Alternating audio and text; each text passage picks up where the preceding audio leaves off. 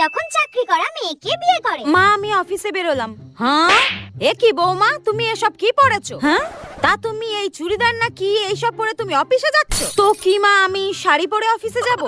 শোনো বৌমা, এই অফিসে না কোথায় যাচ্ছ এটার জন্য অনুমতি দিয়েছি মানে এই নয় তুমি যা ইচ্ছা তাই পরে সেখানে যাবে। নতুন বিয়ে হয়েছে তো নাকি? মা নতুন বিয়ে হয়েছে তো কি হয়েছে? আর তাছাড়া আপনার ছেলেকে তো আমি বলেইছিলাম বিয়ের আগে যে আমি বিয়ের পর সমস্ত ধরনের ড্রেস পরবো, আর তাতে তো আপনার ছেলে বারণও করেন। হ্যাঁ ইভেন আমাকে বলেছিল আপনিও কোনো বাধা দেবেন না, তো এখন এত কথা হচ্ছে কেন? শোনো বৌমা, অফিসে যাওয়ার জন্য অনুমতি দিয়েছিলাম, অন্য কোথাও না। অফিসে গেলে তো টাকা আসবে তার জন্য।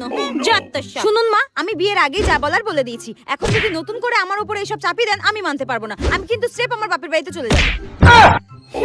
বাবা কি মুখ রে বাবা, মুখ তো নয় যেন একদম ক্ষয় ফুটছে, মুখের মধ্যে মনে হয় একদম নুরো জ্বলে। কতবার বাবুকে বললাম কি সুন্দর একটা মেয়ে দেখেছি তাকে বিয়ে কর, তা না একটা ধানে লঙ্কাকে বিয়ে করলো। যত সব।